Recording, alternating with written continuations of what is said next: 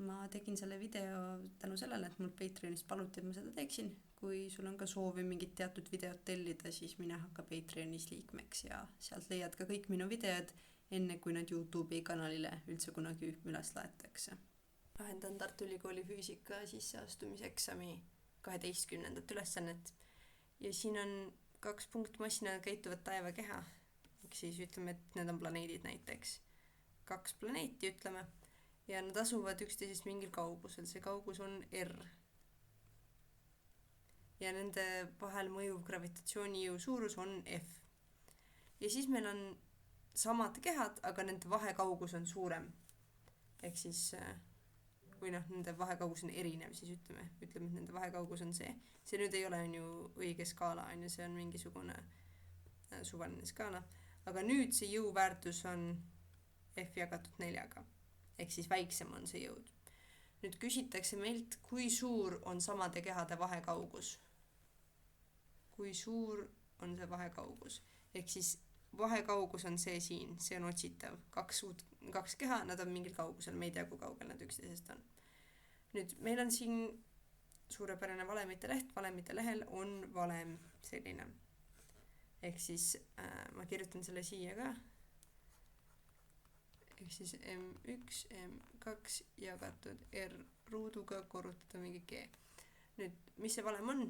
See on gravitatsioonijõud on see F, ehk siis see, mis meil siin on ja siin on, see on F. Nüüd, siis meil on M1 ja M2. M1 ja M2 on nende kehade massid. Ehk siis need massid meil siin ülesande jooksul ei muutu, meil öeldakse samad kehad, ehk siis mass on sama. Siis on R, R on vahekaugus, ehk siis R on see ja R on see ka. Nüüd, ja siis siin on G, G on gravitatsiooni-konstant. Siin ülesandes ma teda lihtsalt ei kasuta. Gravitatsiooni-konstant on mingisugune arv, millega me kõik asjad läbi korrutame, aga ta on kogu aeg siin ülesandes sama, nii et ma ei hakka teda lihtsalt kaasa tarima. Nüüd, kuidas seda ülesannet mina lahendaksin, on see, et ma teeksin võrrandisüsteemi. Ehk siis kõigepealt teeme 2 võrrandit. Esimene võrrand on nagu see esimene olukord.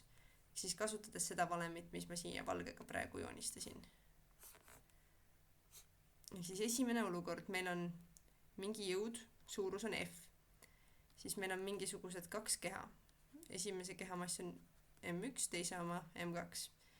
Ja siis meil on mingisugune kaugus R. See on see R siit, millega nad on jagatud. Ja siis meil on teine olukord, kus see jõud on F jagatud 4-ga.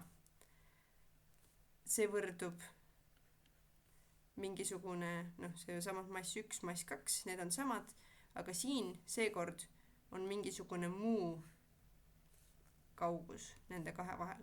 Ja see on meil X. Ja nüüd mina lahendaksin seda ülesannet niimoodi, et ma kohtleks neid 2 asja kui võrrandisüsteemi. Ehk siis, mis ma teeksin, on see, et ma proovin selle F-i asendada siia asemele. Või siis ma saan tegelikult ka selle F-i siia asendada. Aga ma praegu teen niimoodi, et ma teen siin sellise lükke, et ma korrutan 4-ga, ehk siis siia F4. Ja siis siin meil on M1, M2 ja siis siin juure all või joone all meil on nii, X. Ja nüüd ma kasutan põhimõtteliselt asendusvõtet, ehk siis kõik selle siin, ma panen selle asemele siia. Ma saan seda teha, sellepärast et see on F ja see on F. Need on sama. Ehk siis ühele poole mul jääb M1, M2 jagatud R ruuduga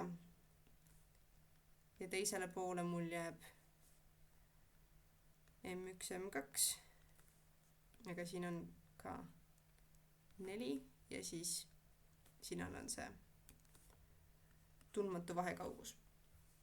Nii, mis ma nüüd saan teha? Nüüd ma põhimõtteliselt lahendan lihtsalt võrrandit. Ehk siis ma tahan, et mul ühele poole jääks X ja teisele poole jääks R. Siis ma saan teada, et kui suur see vahekaugus on nendes R-ides põhimõtteliselt. Ehk siis mis ma nüüd teen? Kasutan valget. Ma edaspidi kasutan praegu siin valget, ma loodan, et see on aru saada. Nüüd kõigepealt, mis ma teen? Ma saan jagada mõlemad pooled M1, M2-ga. ehk siis ma jagan need massidega mõlemat poolt, ehk siis ma saan lahti nendest massidest. Ma võin seda teha sellepärast, et ma tean, et M1 ja M2 ei saa olla kokku 0, muidu siin ei oleks ka mingit jõudu ega midagi. Ma tean, et nendel kehadel on mingisugune mass, üldiselt taevakehadel on mingi mass. Nüüd, mis ma saan? Ma saan 1